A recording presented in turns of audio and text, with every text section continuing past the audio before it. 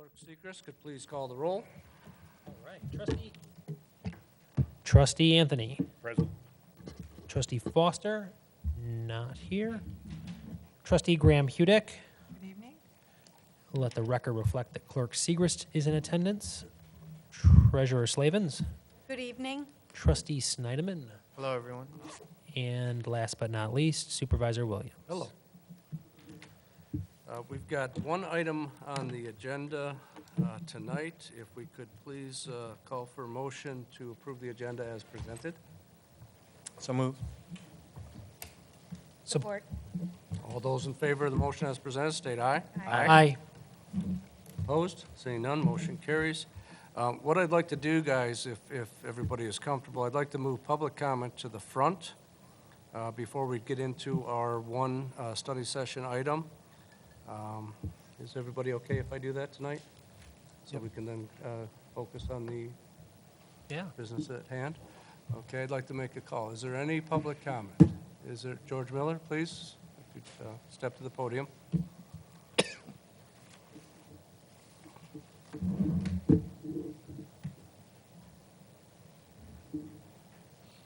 Yeah, George Miller, I'm addressing the issue on the animal complaint on the 5th, 30th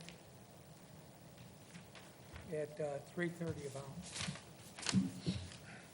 Be glad to show you. They call it in. Where's the complaint on the back? There's not one word that they come out, did anything, or what. I brought this issue up many times. Right there it is. There's not one word said on that thing. If he come out, what was done or anything. 9:30, the same night. Animal deal, there was out, let me see it. Dogs barking in backyard. Be advised, George Miller's house, and then the officer.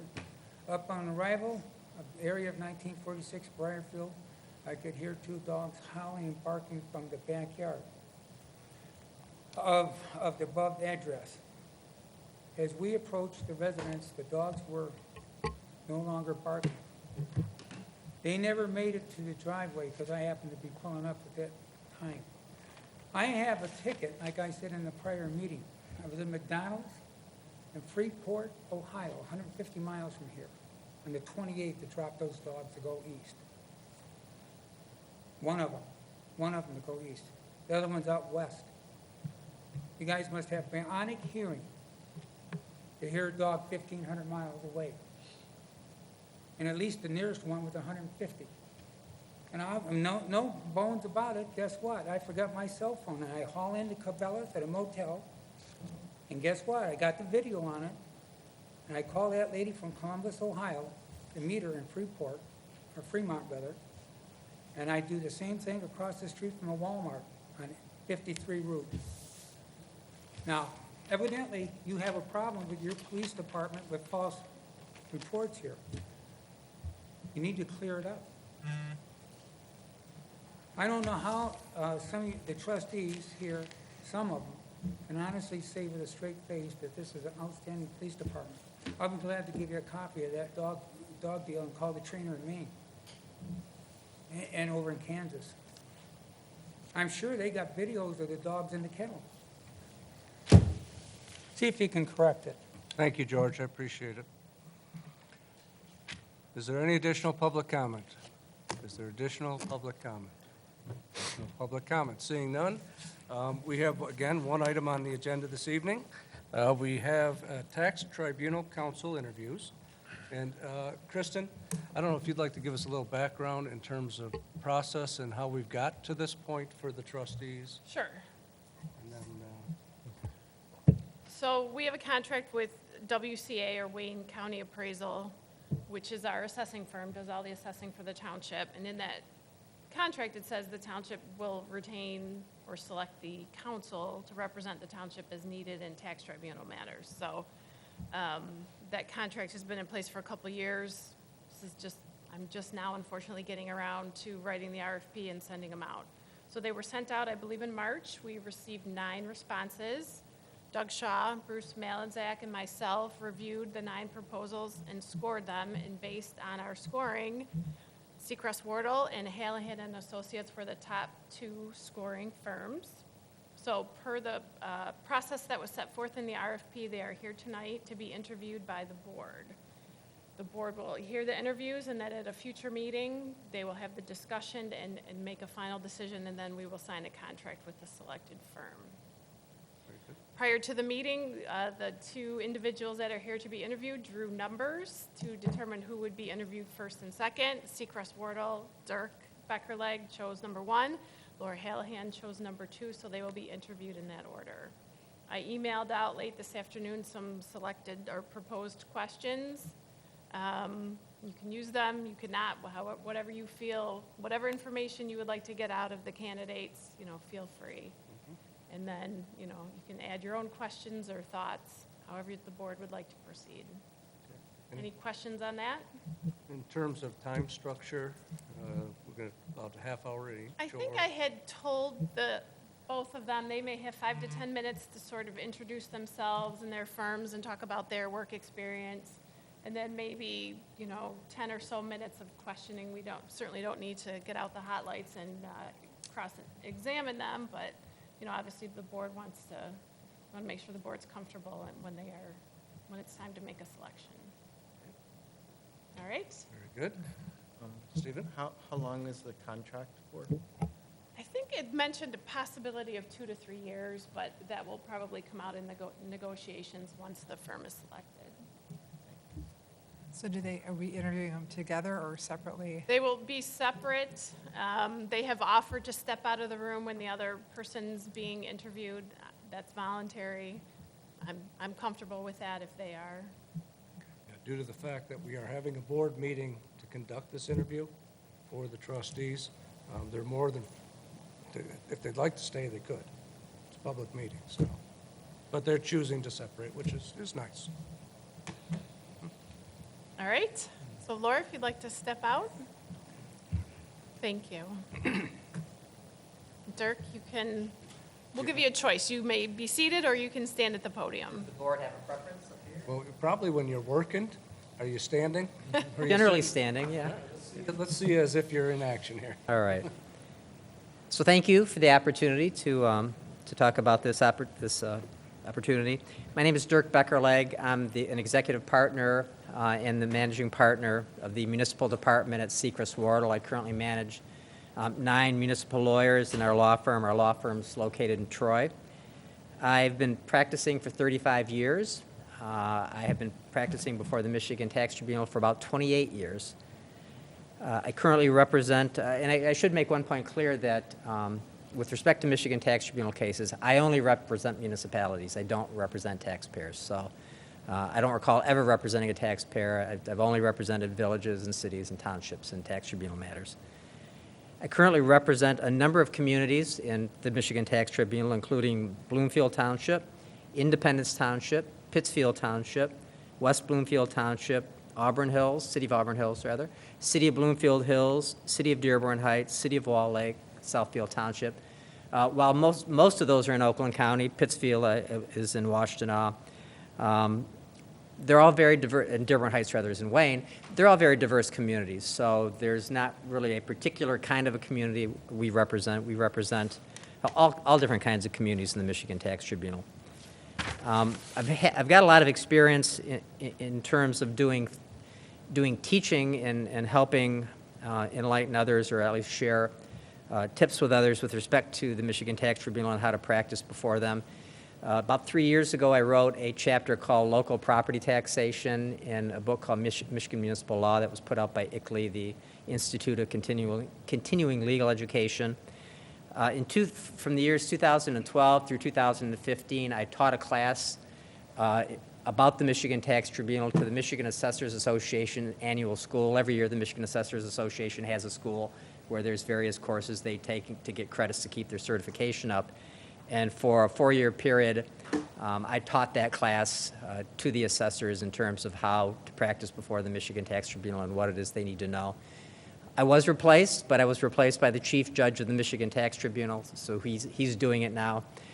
So I don't think they had any issues with what I was doing. It's just that the chief judge actually offered to do it, and they said sure. So he's currently teaching the same class that I used to teach. I've given presentations on the Michigan Tax Tribunal besides the teaching that I just mentioned to the Michigan Association of Municipal Attorneys, Oakland County Association of Assessing Officers, the Michigan Municipal Treasurers Association, Great Lakes Chapter of Appraisal Institute, and what would be of greatest interest to this particular community, to the Michigan Townships Association. Last January, at the Marriott Hotel in downtown Detroit in the Renaissance Center, they had a educational symposium, I guess they called it, and I taught the Michigan Tax Tribunal class to the Michigan Townships Association members that were present. I think I've probably tried 50 to 75 cases in the Michigan Tax Tribunal as recently as 2 years ago. We tried a case. We've tried all kinds of cases before the Michigan Tax Tribunal, had very good success. I don't necessarily need to go into all of them, but if you look at the submittal that we've given you, I've listed a number of the cases that we've tried. Most recently, we had a very successful case in Pittsfield Township. We had a situation where a for-profit arm of Trinity Health decided that they were entitled to a tax exemption just because they were related to Trinity Health. Pittsfield Township fought it. We lost at the Michigan Tax Tribunal, although I didn't try the case in the Michigan Tax Tribunal. I took it over in the Court of Appeals, and we prevailed in the Court of Appeals, and it's now being appealed at the Michigan Supreme Court, so we'll see where that goes. But that was a recent success. I've also tried a number of cases in Auburn Hills pertaining to large property owners like the Palace, Chrysler Corporation, or Chrysler Fiat now, and a number of others. I guess I would like to just highlight on a few things why I think we would be uniquely suited to assist Canton Township with respect to your Michigan Tax Tribunal matters. Number one, we have 28 years of experience that we would bring to the table. We have a very good reputation with the Michigan Tax Tribunal. We have a high success rate. But I think probably one of the more important things to the Township Board is that we come at a pretty reasonable rate. I don't know what Ms. Hallahan was quoting for her rate, but I will tell you that I am generally familiar with what attorneys charge to represent municipalities in the Michigan Tax Tribunal, and we try to keep it equal to or lower than that. If you look at the proposal, we're proposing $150 per hour, which is a pretty reasonable rate in terms of attorneys representing municipalities, particularly attorneys that have 28 years of experience. When I went over the proposal that I submitted today, I could see how it might have been a little misleading. We were asked to give a price for 5 years, and I think we had 150 for the first 2 years, and then we had 3.3% increase the next 3 years. Those weren't intended to be 3 separate increases. It was intended to just be an increase to 155 for the 3rd, 4th, and 5th years. So I just wanted to clarify that because when I read it again today, I could see how somebody could be confused by that. Another key component, because I realize that municipalities, and I should mention that besides doing Michigan Tax Tribunal work, I'm also the city attorney for the city of Auburn Hills, as well as the city attorney for the city of Bloomfield Hills. So I'm cognizant of municipalities and their budget constraints. And so one of the things that I'm always faced with, both as a city attorney for the communities I just mentioned, as well as Michigan Tax Tribunal matters, is how can we contain costs, so there isn't some unlimited amount of money that municipalities are on the hook for. And one of the things that we've been successful in doing is we're a very lean team. It's basically myself handling all the Michigan Tax Tribunal cases, but I've got a very talented paralegal by the name of Juliana Wolston. And Juliana bills out at $90 an hour as opposed to $150 an hour. So there are a lot of things that she can do and she can bill for that I'm not billing for. And that provides great cost savings to my client. If I was looking at a letter and billing it out at $150 an hour, and it's the same letter my paralegal can look at for $90 an hour, that results in a significant cost savings. She has been doing tax work herself for 29 years. She is what used to be known as a level 2 assessor, so she brings that to the table.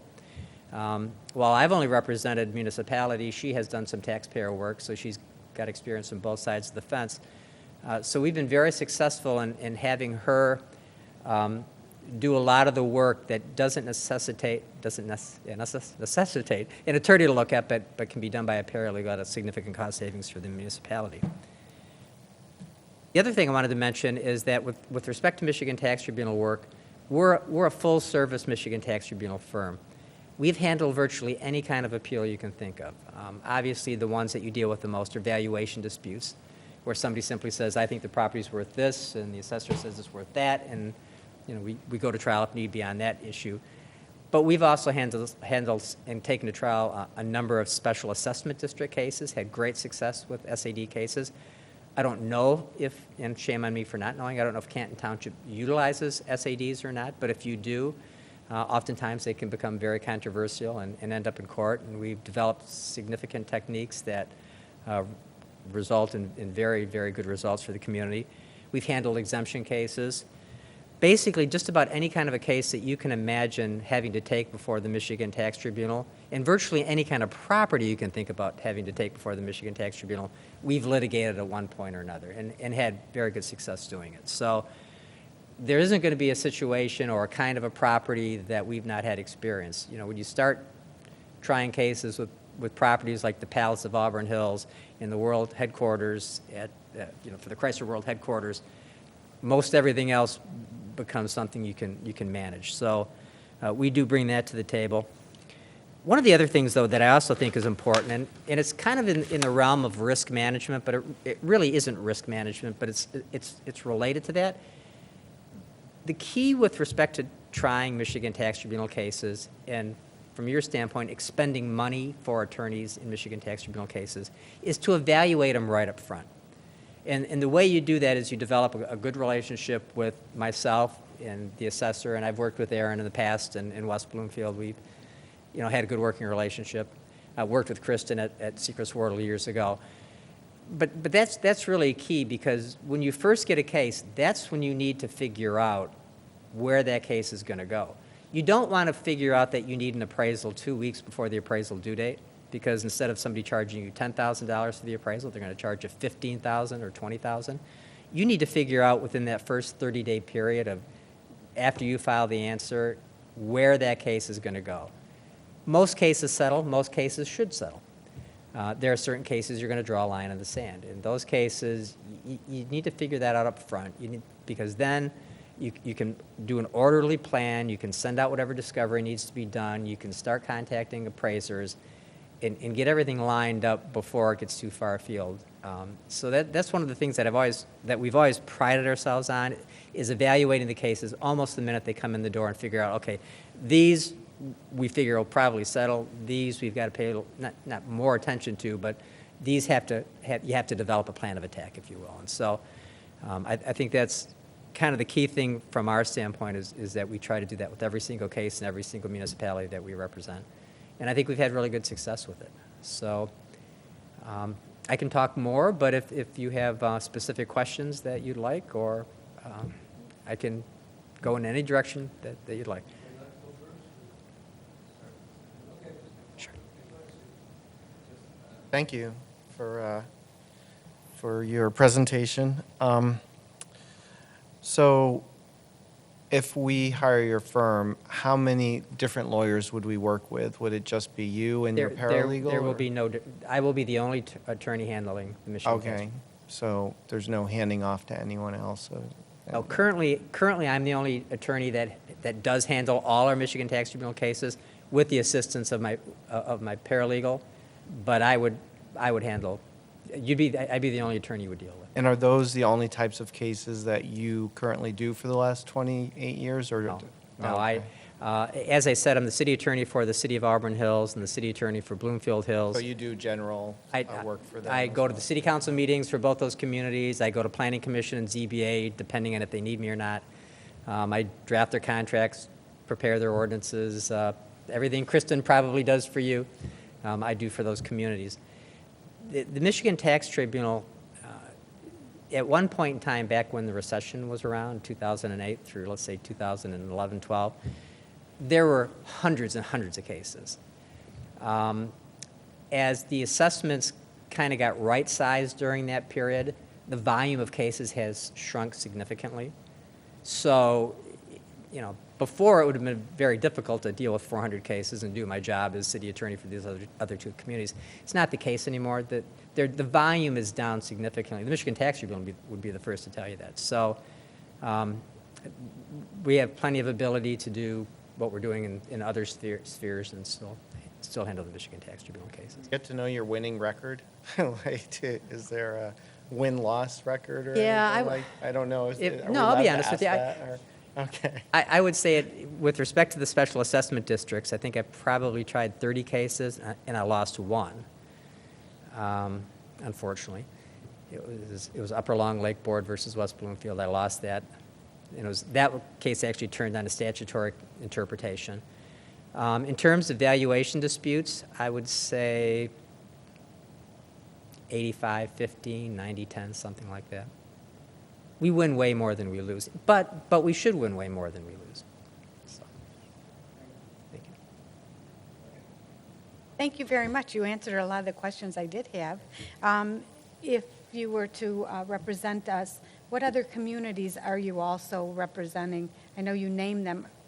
You named some that your firm represents, but Right. In terms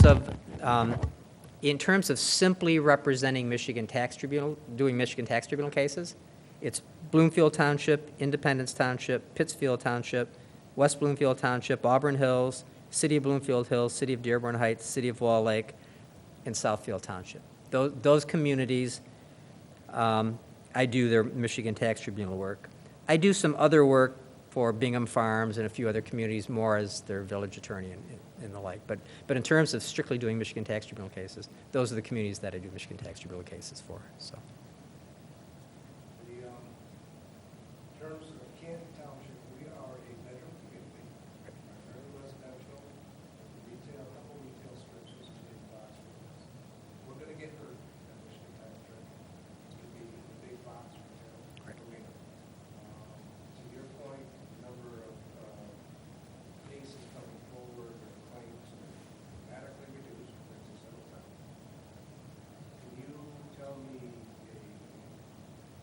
one of your happiest cases, and I don't know how briefly you could present that in terms of big box retail wins? Because the whole dark store thing that's being debated up at the state, and that's probably, if there's going to be an impact to Canton Township, it's in that arena. Well, I'm a really honest guy, so I'm going to talk about the big box moment, which was not a happy moment, but none of us had happy moments in the big box stores. But I'll tell you what's happened since, which will hopefully assuage some of the fears. Back when I tried the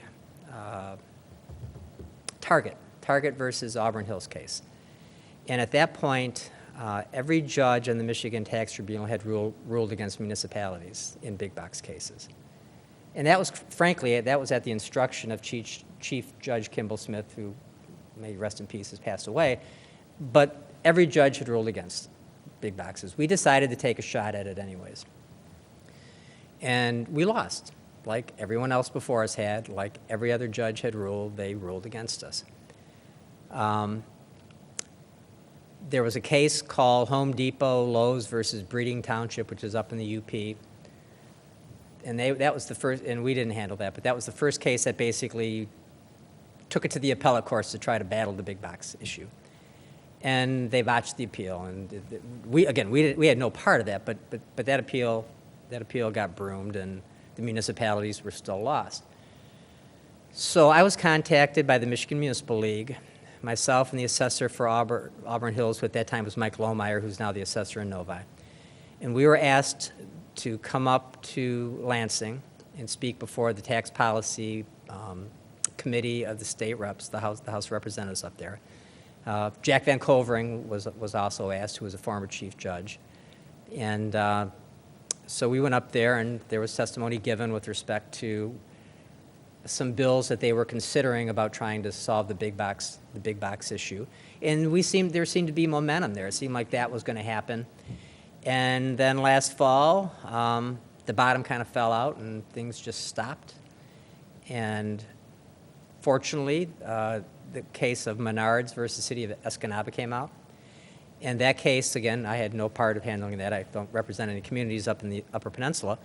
But the long and the short of it is we finally got the Court of Appeals' attention was finally gotten. So the last case, the last appellate case dealing with the big boxes was a victory for the municipalities. Now, Menards has filed an application for leave to the Supreme Court, and they're appealing that. But there's some light at the end of the tunnel there, because I think now, if you were to try a case before the Michigan Tax Tribunal on a big box store, which I wouldn't recommend, because at this point, I think if you have a big box case, and to be perfectly honest with you, checked to see what big box stores were in your community, and you did have some.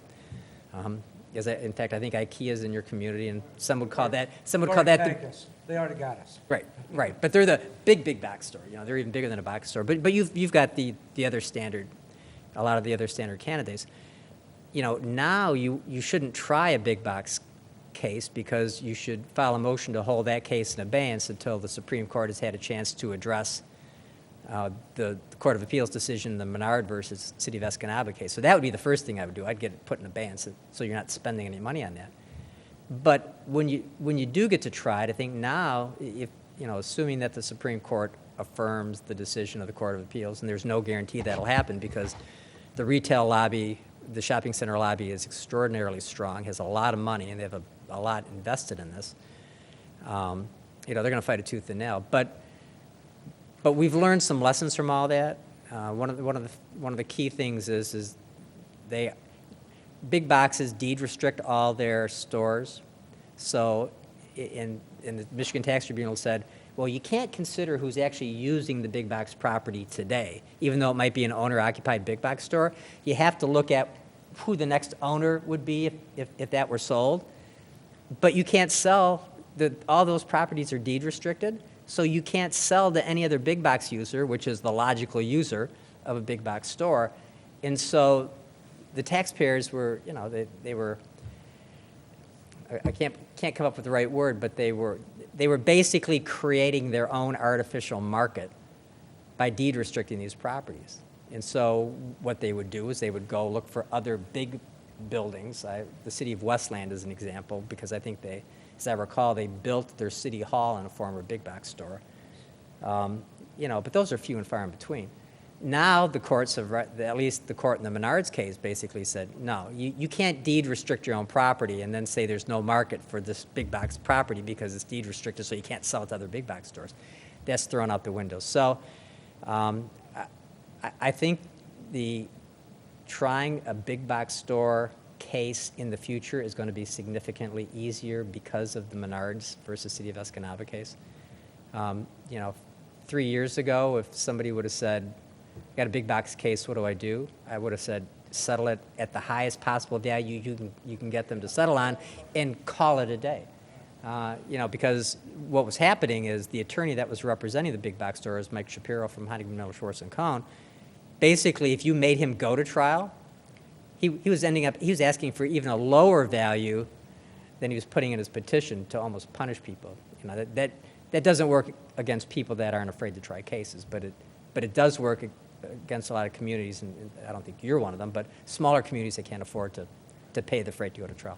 So that's a really long answer, and I'm sorry. No, it's good, and it's important to our community. I appreciate it. In terms of time, what do you say, about 5 minutes-ish? So, additional questions, or if anybody's really passionate about asking a question or wants to wait, go ahead. So you went in detail about the dark stores and big box retailers and things like that, but with regard to when you make a recommendation to settle or to defend, what are the factors outside of that? Those specific cases. Do you go into your decision-making process, and then, I guess, who at the township, which employees at the township do you think you would want to should be involved in that decision? The recommend, Well, clearly Aaron, obviously, and whoever, I don't know who else is working with Aaron, what staff Aaron has, but certainly Aaron and whoever at WCA is assisting them would be key. The factors that would go into it really, and I'll try to keep it very brief, would be sales of similar kinds of properties. Julianne in my office, we have CoStar and a number of other realty sites that we can go to to verify whether this property is really worth what the other side is saying it's worth, or what the taxpayer is saying it's worth. And, you know, you can do things like that to evaluate it. Certain kind of properties have a history at the Michigan Tax Tribunal. Golf courses are generally treated by the tribunal in a certain way. Country clubs are treated in a different way. And we know what the history of that is. So, you know, certain kind of cases, a red flag automatically goes up that you want to investigate as to how to approach it. But again, you know, without overstating it, we've really seen just about every kind of property. And if it's just a run-of-the-mill case, then you do a little bit of research, you get a sense of what the market bears in that particular area. You speak with your assessor, and he says, yeah, the average square foot for an office building is X, you know, dollars, and you go from there. Most of the run-of-the-mill valuation cases, your office buildings, your stores, your banks, drugstores, you know, those settle. It's the unusual properties, especially in this day and age where the economy is turning around and the properties assessments have generally kind of right-sized themselves. So. What percentage of the cases you've handled do you settle, or have you settled? I would say, and I don't think it's necessarily endemic to me, but I would say that 90%. Yeah. Yeah. And there's a bunch of reasons for that. You know, I've always taken the approach that the assessor is my boss, and if the assessor tells me we're trying this case, we're going to try this case. And then you move on to the business of getting ready to try the case.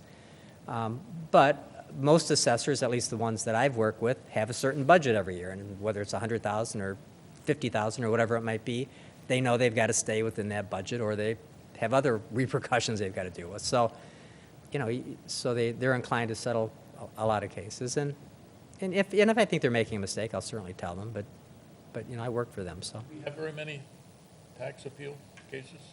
I don't see all of the petitions that come in. I know over the last 5 years that I've been with Canton, the number has gone down significantly. I think we looked it up a couple of weeks ago, and 4 to 10, something like that. Does that sound about right? Yeah.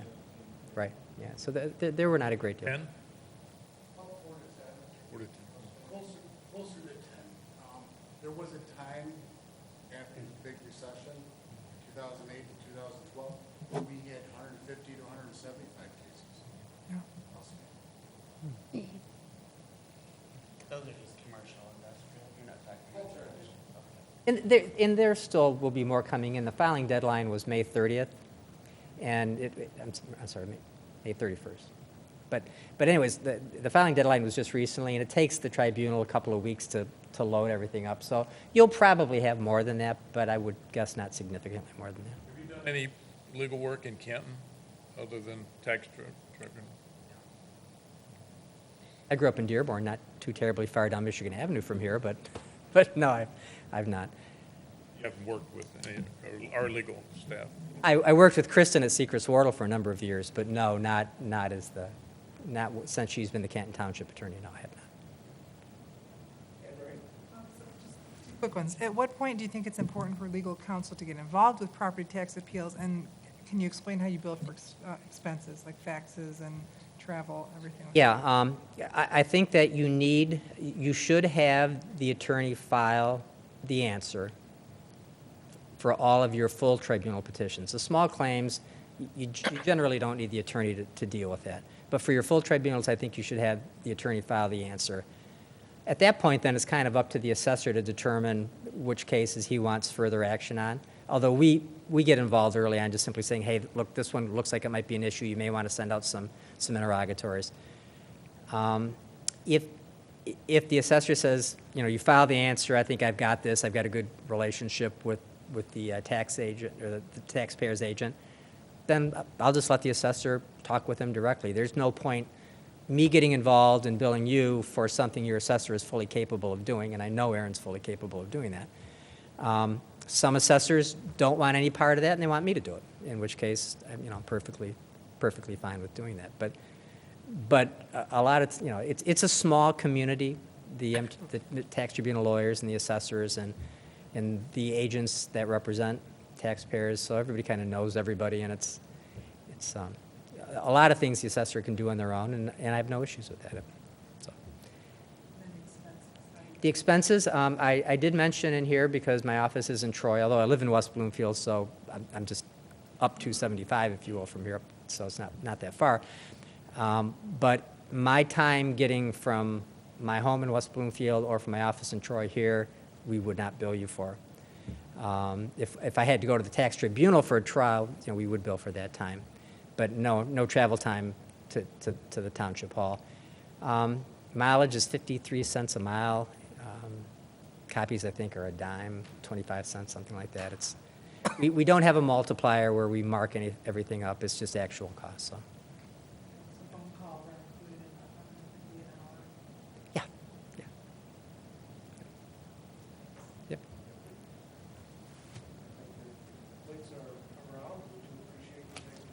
I appreciate the opportunity. Thank you. Thanks. Thank you. Have a nice night, everyone. You too. So I think it would make some sense with Laura to ask the same questions, so you can get a good comparison of the responses. I have to remember my question.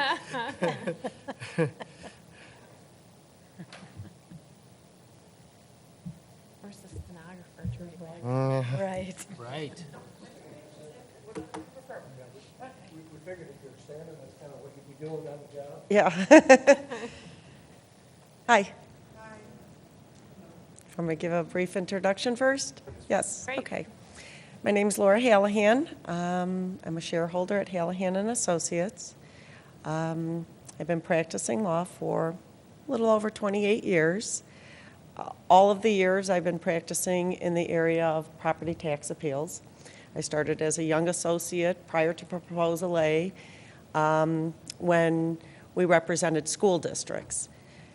I would say that I represent nearly 25 different cities, townships, counties in the state of Michigan on a regular basis in defending commercial tax appeals, and probably 20 others selectively when they have one or two appeals and they need help. For example, I was just retained in Montmorency County and probably by 20 different cities or townships way up north for a oil and gas well tax appeal. I'd say 98% of my practice with respect to property tax appeals is representing local units of government. I do some taxpayer work where I'm representing the taxpayer, obviously not in a city which I represent due to a conflict. And most of the times, the tax appeals that I have on behalf of a taxpayer, generally I've obtained them through the attorney who represents the township or city, who the taxpayer comes in and wants to have file a tax appeal, and they're looking for counsel, and they're referred to me. Or they're referred by my opposing counsels, which I'm flattered. I think that speaks a lot. There's probably only 7 lawyers in the state who regularly do what we do, who practice exclusively in the tribunal and litigate a lot of cases. And we all have a pretty good working relationship. I hope that we do. That's not to say that we don't litigate and try cases against each other and we disagree. And I think in the last year, it's been more contentious than it has been in the past, and that's because the property values are going up, they're not going down, and they don't have anything to do, and they're appealing them, and the cities and townships are fighting back. And I have tried more cases in the past 2 years than I did in my entire career. Recently, I litigated on behalf of Port Huron Township, a big box store. It was the Menards. Menards had just built their store in Port Huron Township and appealed the subsequent year, which is fairly common. Menards is that way, and so is Kroger. So oftentimes I will have appeals that I have in every single one of the units I have. Like a Kroger, I might have 6 Kroger appeals in the different communities I represent. But for the Menards, that was probably a big deal for Port Huron Township to litigate that case. And what we did at the time, when I got involved in the case, they had already retained an appraiser. And I think that there's only a few appraisers in the state that you can use to appraise the property, and not all of them are good at hearing. So you have to know who's good to testify at hearing, who likes to testify. A lot of them might be great appraisers, just like you could find a good lawyer, but they're not good litigators, or they don't do well testifying. So in the Menards case, the taxpayer was arguing for a value substantially less than what all the other big box stores were arguing. I mean, they all got in the $40 to $50 range, so now they're coming in the 20s and 30s. I mean, that's the only way they're going to make any money. So I hired the gentleman who appraised all the big box stores for the taxpayer side and brought him in as my appraiser in the Menards store. And we won that case. It was the first time a local unit of government had prevailed on a big box store. And I litigated that case against Carl Rashid, who is at Dykema Gossett. And as you know, I'm sure that there's currently a Supreme Court case involving a Menards that is up on an application for leave to appeal. The Supreme Court hasn't taken it. So the direction really for big box stores is a little uncertain right now until the Supreme Court rules and decides what to do. I think that'll give everybody, they might not even take the case. If they don't take the case, we have what's at the decided at the Court of Appeals.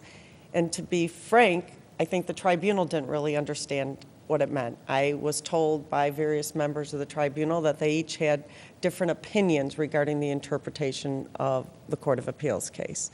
So I know that based on the 17 appeals that have been filed, Lowe's is reappealing, Kroger's are reappealing. I have several Lowe's in different communities that I represent, and I think they're right back at it. Most of the cases I've had for the 16 appeals, I've had them held in abeyance pending the outcome of what the Supreme Court does. There's no reason to move forward with the case. It's just a waste of money right now. Leave them in abeyance status until we see what the Supreme Court does and then proceed from there.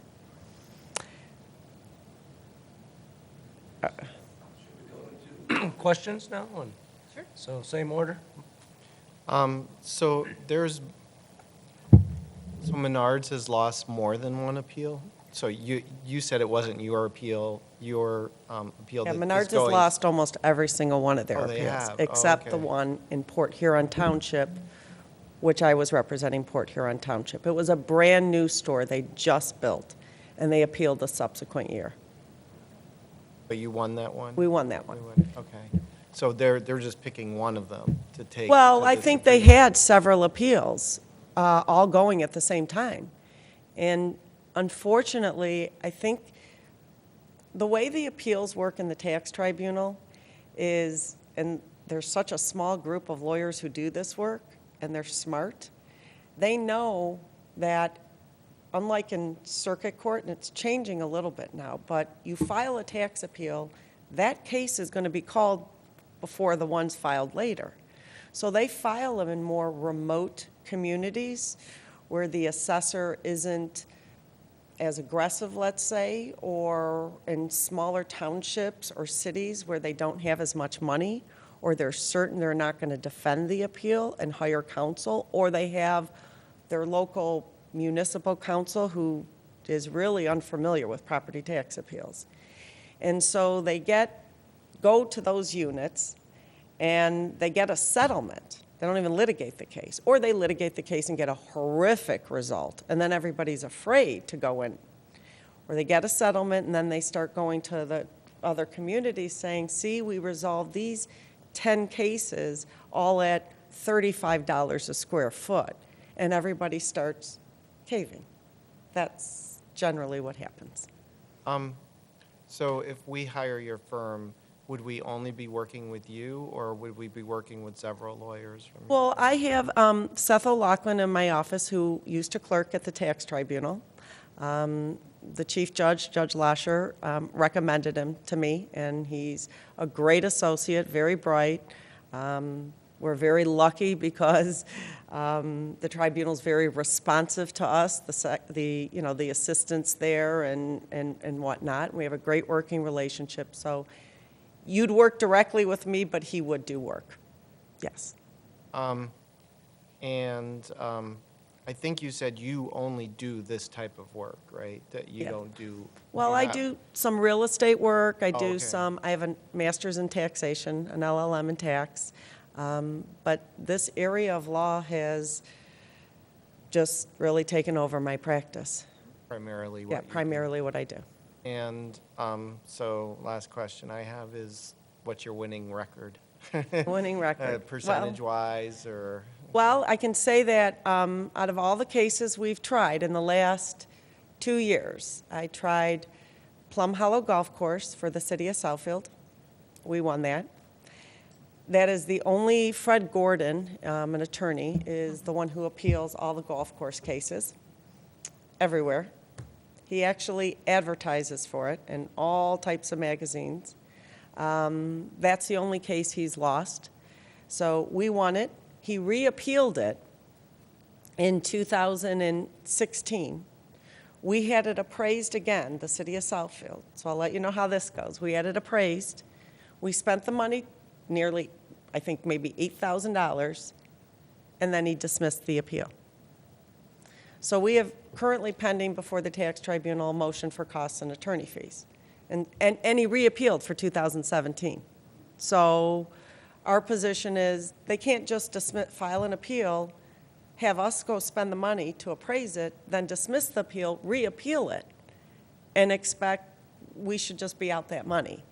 So Plum Hollow Golf Course had a very interesting case with, well, also Glassman Oldsmobile in the city of Southfield, prevailed on that. Very interesting case, Fritz Enterprises, involving a personal property issue, which not often is personal property litigated, but it was one of those where a taxpayer has to report its sales, freight, and tax included when they report their personal property, and somehow they thought, well, that doesn't really add any value, so we shouldn't, and it was millions and millions of dollars. Been any losses? Have you? We've had losses in terms of reaching settlements. We have had losses because we've reduced property values. We have. There have been some of those. And the cases we've tried, I can tell you, if a city or township is going to hearing, it's because they think the value's right. They think it's right. I'm going to trial in the middle of July on a McDonald's. I represent the city of Royal Oak, and our appraisal came in $1 million over what is on the tax rolls. Over. And their appraisal's under. You're welcome. What other municipalities are you also working? Southfield, Royal Oak, Romulus, Warren, Taylor, Imlay City, Adrian, Cambridge Township. I know I'm missing. Do work for Highland Park, River Rouge.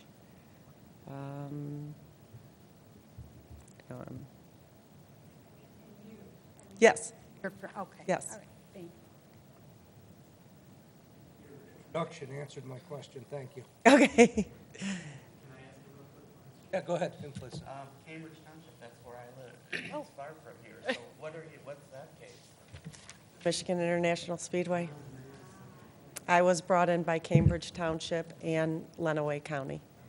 And it's probably the largest tax appeal right now. It's on at $100 million. Yeah. Yeah. And they're seeking, It's like, currently pending. it's pending. Yeah, appraisals are due next month. they're seeking about an $80 million reduction. Yeah. Go into your philosophy on when you recommend settling versus defending, and then additionally, which staff members in the township would you should be involved in that decision?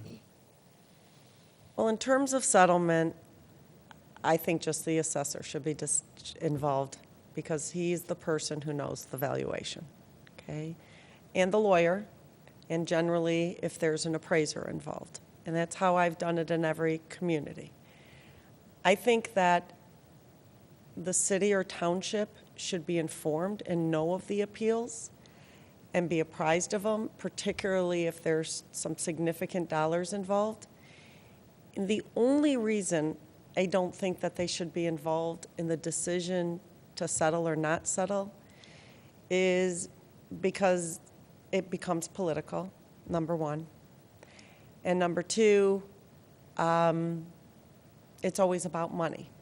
And sometimes it can't be about money. Because maybe in a tax appeal, you'd look at it and say, well, wait a minute. The township only stands to lose $20,000. We're going to spend more in terms of appraising it and litigating it than $20,000. But what happens that you don't realize is that when you reduce that value, let's take a big box store, okay? When you reduce it to $40 a square foot, all your other stores are standing in line. So it didn't cost you $20,000 or $30,000. It's actually going to cost you hundreds of thousands of dollars, which you've now lost in perpetuity. Because once reduced, always reduced. You can never recoup that. So I think that the assessor needs to be involved in it, and legal counsel, and if there's an appraiser involved, to give some insight as well, if he's appraising the property to determine value. Then that's with respect to who should be involved. And your other part of the question was to... What are the factors when you fight or when you settle? Well, I think in part it has to be dollars involved. But you have to, if it's a unique property and it's not going to impact other properties you have in the township, then maybe it's okay to resolve the case. If you have a special purpose property, you don't have, or there's something unique about it. You have high vacancy, something that you can distinguish from your other property owners so they're not following suit. Because the taxpayer reps follow every one of these properties. They look through what you're settling them at. Taxpayers themselves come and bring them in. Property managers, all do. What percentage of cases that you've handled over the last 4 or 5 years have you settled? I'd say the majority of them settle. The majority get settled or dismissed. We've had a fair amount of cases dismissed. We pick our representative. I mean, we know the people on the other side. And so, for example, I don't serve formal discovery in every single one of my cases. It's too expensive for the cities and townships. I don't do it. If I have dealing with Honigman Miller law firm, I have a great relationship up, call them up and say, I want A, B, and C. If I don't get A, B, and C, then maybe I serve them with a formal discovery request. But a 10-minute call is easier than, an hour of sending them document requests and interrogatories. So we get a lot of cases dismissed. And in part, I say that's attributable to the taxpayers' representatives knowing that I will litigate a case. I'm not afraid to litigate a case. I've tried a lot of cases that they don't have a good appeal. I will tell you recently in a case, again involving Royal Oak, it was probably the first time in the history of the tribunal in the last year, we had a case again in Royal Oak where the taxpayer, we had a property, the taxpayer had appealed. We told them to dismiss the appeal. We sent them comparable property saying, Here are our land sales on Woodward Avenue. This property is substantially underassessed. Dismiss your appeal. Nope, didn't dismiss it. We went and had it appraised. Our appraisal again came in higher than what was on the rolls, and the taxpayer then dismissed their appeal. We filed a motion for costs and attorney fees, and the tribunal ordered them to pay us back for our appraisal. That was probably the first time ever, and Judge Lasher, the chief judge of the tribunal, is more inclined in understanding what local units of government go through. You have maybe 10 appeals you're defending. A taxpayer can go spend $10,000 to appraise it. You have 10 appeals, you're spending $100,000 just in an appraisal to then have the taxpayer say, you know what, I filed this appeal, I was hoping something would stick and I would get some money, and I didn't get it, so now I want to dismiss it, and you've spent all this money. So the tribunal's been more inclined lately to give us costs. So I'd say most cases get resolved or dismissed. Have you had any dealings with Canton Township, either side of the? In the past, yes. Where I filed a tax appeal, yes. When, I don't remember, but not recently. So what are your rates and what do you charge for expenses? Well, generally, I can do one or two ways. We either charge like an administrative fee, 2% administrative fee of whatever the current bill is, so we don't keep track of the copying and whatnot. We do bill for like costs, like if we were to hire the appraiser and pay for the appraisal or pay the motion fees, file a motion, you know, most of the motions are $50 in the tribunal or $100 if you're filing a motion for immediate consideration. We bill those, but we generally don't keep track of the copying, and we bill the mileage if we travel to the tribunal. I can tell you every time we've ever litigated a case, we travel with our expert. We use that time, it's a system. We use that time to prepare for hearing rather than sit at the tribunal or meet an hour and a half or 2 hours before. We spend the time, the hour and a half in the car getting ready for the next day or whatever transpired that day. We don't really bill for any other costs. We either do the administrative fee, which is 2%. Most of our cities do that. Otherwise, we don't separately keep track of it. And at what point do you think it's important for legal counsel to get involved in the process? My answer to that question depends on who the assessor is. And I wouldn't have the same response for every single city or township. And I can tell you why. First of all, some assessors don't even want to be involved in it, period. They don't want to do anything legal, or they don't even have the resources. They're barely able to do what they can do in terms of assessing, because with all the budget constraints now, they don't have the same staff they did. So the last thing they want to do is deal with the tribunals. There's other assessors that don't have a lot of experience in valuation, and so aren't capable, really, of doing it. I think that the assessor knows there's some cases you know all these taxpayer reps. We know them all. If you've been doing this 25 years, there's not many newcomers emerging. We all work with the same people, so they know who they're comfortable with. I can say in Canton Township, Aaron and Doug I've been up against them. So I know. When they say no, this is it, this is it. When they say, take this number, it's $25 a square foot, or we're trying the case, they're trying the case. And that's the reputation they have. So here, I think they're capable of answering them. I think they know when they're over their head and they can't, or if there's a situation, for example, they're served with requests to admit. Request to admit mean you're served with questions saying, admit this is true, admit this is true. And if you don't answer them within 28 days, they're deemed admitted. They know, you know what, I probably shouldn't deal with that kind of stuff. That needs to go over to somebody else. But generally answering a petition, I had my townships up in Cambridge, well, not Cambridge, and Rust and Dover and all these communities way up north where these assessors are not level 4, they're level 1s, and they're answering them.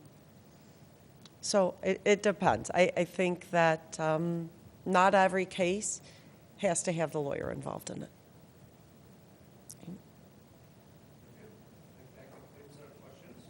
Though I'd love to say it does so that I can. Thank you, Laura. You're welcome. Thank you very much. You're welcome. Okay, anything That's it. further? That's it. No? We are All done. right. Thank All right, you. thank you. It was a For your pleasure. time. Thank you for taking the Coming out this time. evening. Thank you. All right. Okay. Bye. Bye. You're welcome. I hope there's something. No other formal business in front of us, so in terms of process, please, folks, consider what you heard tonight. And what we're looking for is some kind of directional feedback to what you thought about the presenters tonight. And then with that, a formal RBA will be developed and forwarded to finalize. Or is that even required at this point? Well, yeah, I mean, we would need to put on the agenda, I think the next meeting would be July 11th. You know, just, it would be an RBA, Acknowledging this was the selected. acknowledging the board at that time could engage in discussion, you know, make a motion. Kristen, but professional, do you feel better? I don't want you to name either one, but I'd be interested in knowing, you're going to be dealing with these folks. And is it proper, would it be proper for you to put your 2 cents in, so to speak? The idea of bringing this behind the board was to take myself out of it and WCA to pick our favorite people if we had them. I think you heard similar answers. You've got 2 great people with a lot of experience. Same amount of 28 Pretty, years Right. both. pretty close to the same amount of experience. So, I mean, there were some nuances that they each had in terms of their experience and philosophies, I guess. I wasn't sure about the dollar billing hourly for the They're the really young lady. close. Excuse me? I think Dirk said his was 150 an hour. Laura's is Hers like is 150. 152. No, it was 152 and change. Yeah, it's, So they, I mean, they're real close. It, you know, Dirk had the comment about his paralegal doing as much work as she could. I think her Laura's associate bills at a slightly lower rate, not as With us low as the having paralegal. only think a 4 of hundred. the 10 cases, what would you guesstimate we'd be spending on these attorneys? I don't think and I meant to have Anna, I know Anna's got the numbers ready, and I can email them out to the board if you'd like in terms of what we've spent. The last big case was Yazaki.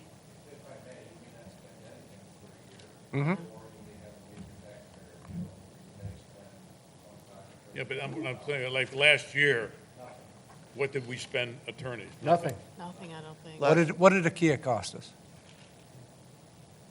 Including the appraiser Yeah. and the attorney, about 35,000. Okay, that's our worst-case scenario that we've been hit with in a long time. And that was 12 or 13? It was 12. And then we had Yazaki, unfortunately, right behind it. Did our previous attorney bid on, or who handled the previous cases, or Yeah, retired? he retired. Okay, gotcha. Very good. So I can look up, I know Anna's got a 5-year history, maybe longer. I will send that to the board so you can see what we spent. I think 12 and 13 were the 2 big years because of IKEA and Yazaki. Do we feel any big box store stuff coming up? If I may,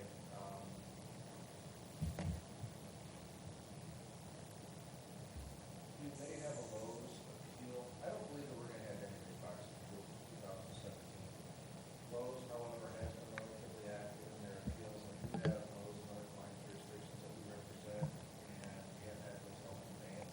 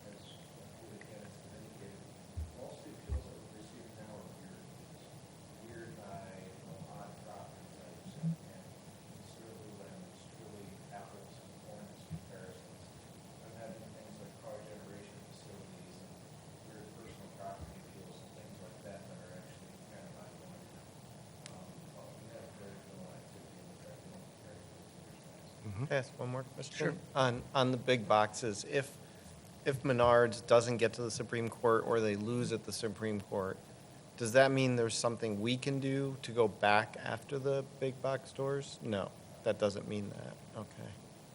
No, not unless we get an appeal.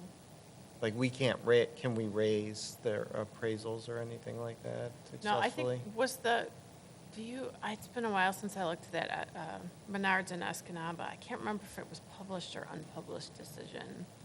Do you happen to know? Which means it's not binding precedent, which is why we're kind of hoping the Supreme Court takes it, because if they rule and they rule in favor of the city, then we've got some good case law. Is there a on our way side. for us to get more money? Only if it's, like you say, if they rule?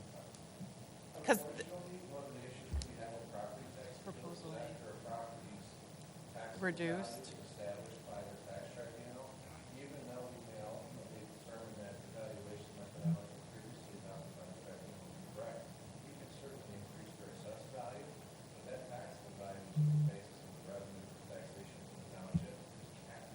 Right. And it's capped it's capped until the property sells. Yeah. So that kind of presents itself a little bit of the importance on how some of these appeals director and effective jurisdictions.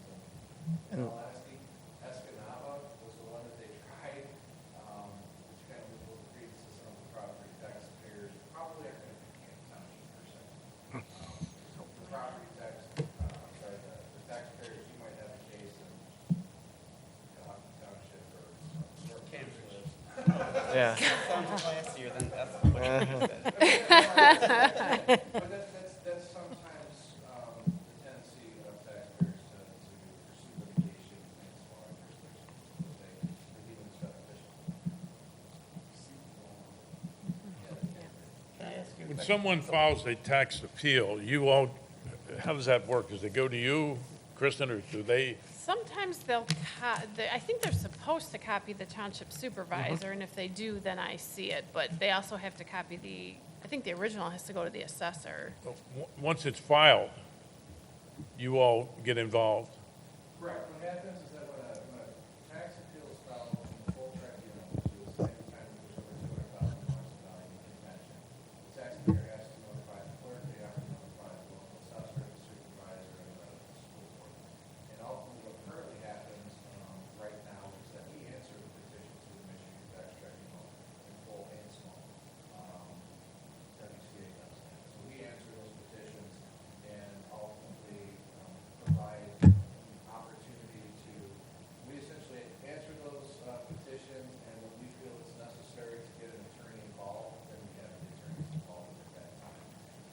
We're different than probably a lot of local assessors because of our resources and that we have the opportunity to be able to essentially go through the process of filing discovery and filing interrogatories. We've probably tried more cases in the last 2 years than any group of assessors. I think we've been to court probably, as far as trials are concerned, 5 or 6 times in the last year. Considering the current caseload, that's quite a few. Who decides on what, who decides on the finality of the case, to settle it or to go to trial?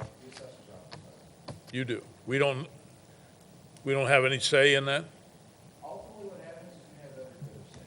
Normally what occurs is on smaller appeals is ultimately we'll make a determination, because it's actually a matter of a question of value. So what happens is that we determine whether or not the value is appropriate or inappropriate in both courts. If it's a larger appeal, and oftentimes what we do is I think quarterly identify all the appeals that we have in potential liability and establish what liabilities we have. If it's a larger appeal, such as the Zaki or such as another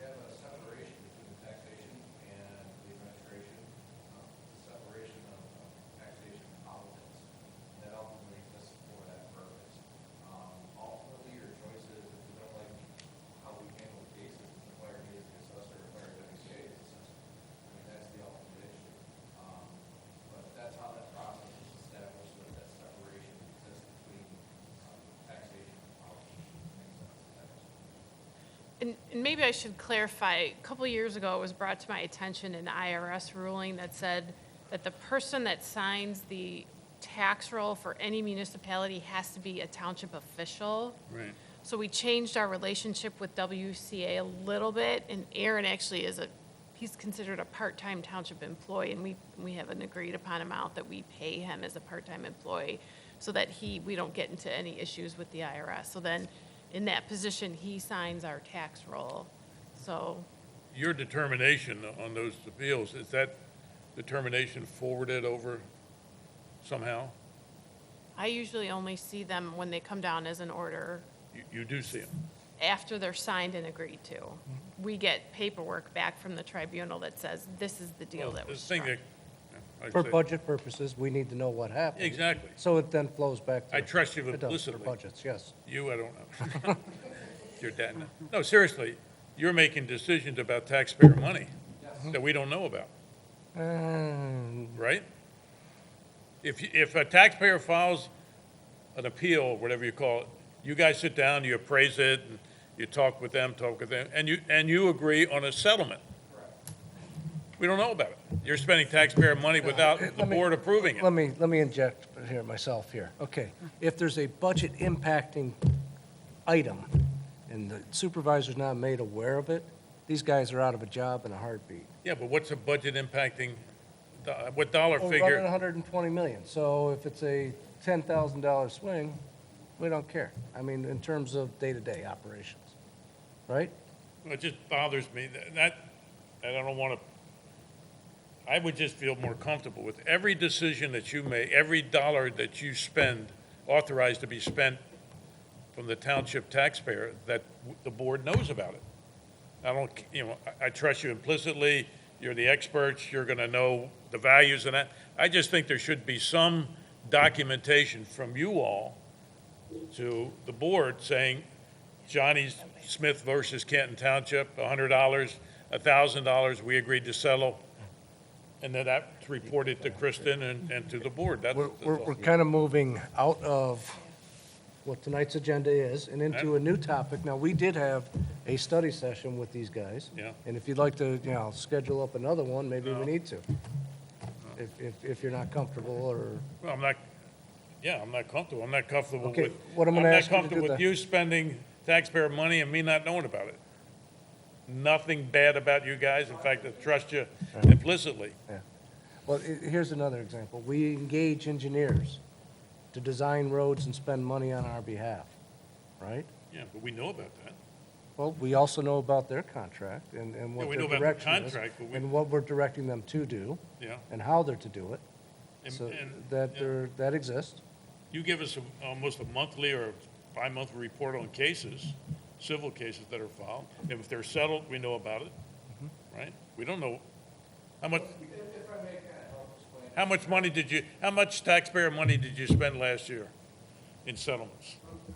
Taxpayer money spent I'm trying to understand that verbiage, because ultimately, we're not spending, we do statistical mass appraisal on 25,000 pieces of property Yeah. within the township. We obviously don't get them all right every single year, which is why we have the board review, which is why we have the review process for the Michigan tax records as well. So what normally occurs is the normal course of business is on a quarterly basis, we update the finance department, the legal department, in various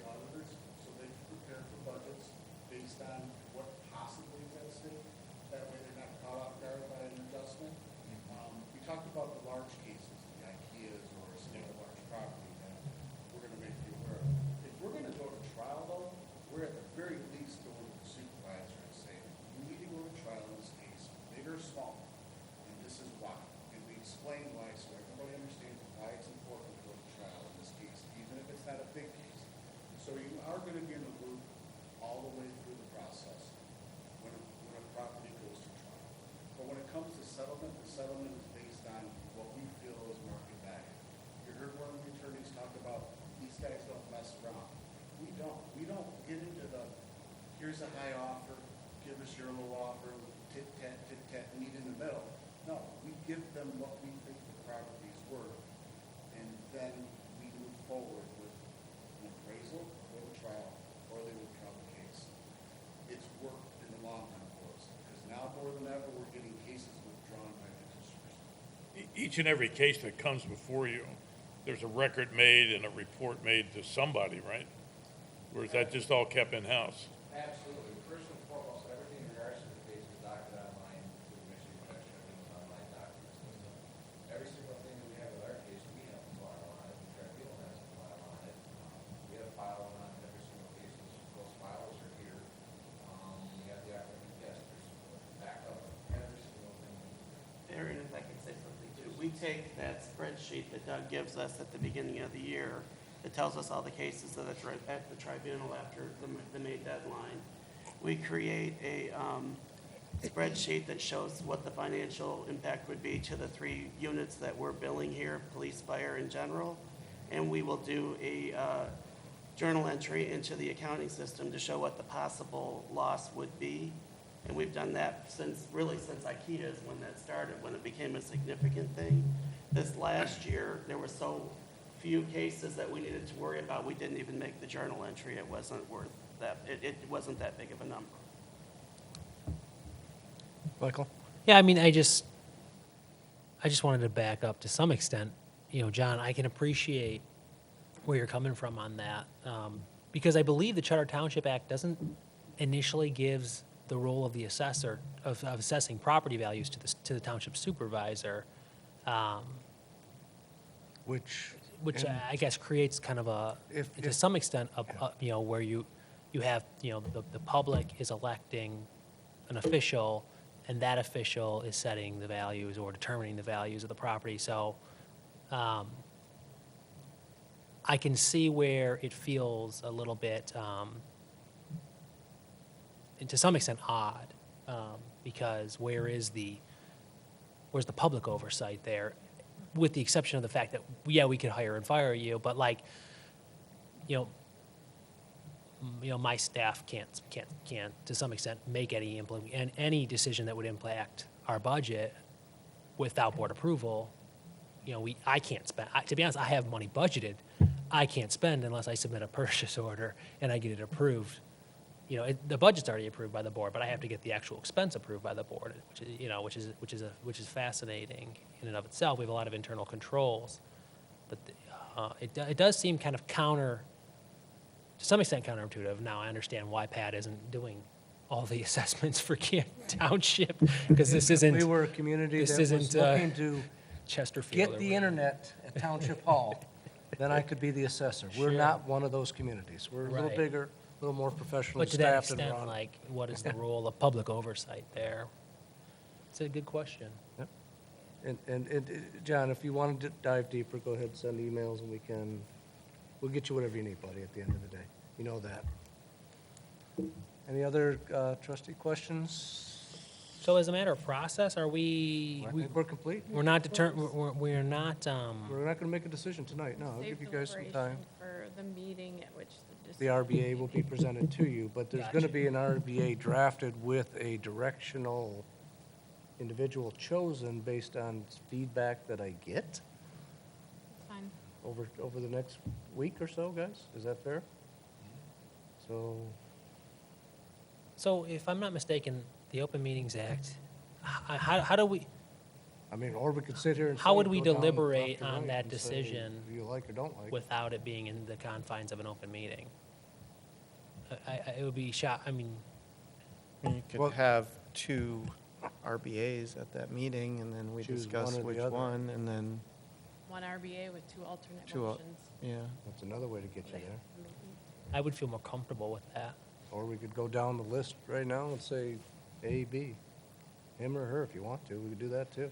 I'm comfortable doing that way, or. I go first. Or we could do, little secret ballots to each other. No. No, can't do that?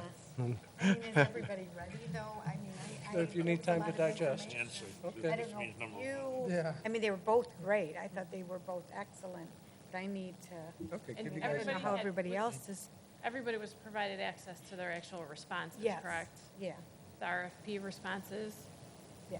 Is were what they it- in the packets? Today's, okay, I didn't see it today. yeah. Okay. If, for some reason you don't, let me know, because I have extra paper copies or, Okay. so we'll then let's take a step back, a little time to deliberate, think and digest, and I'd rather, I Looking don't know how for- everybody else feels, but. That's fine. fine with me. no problem.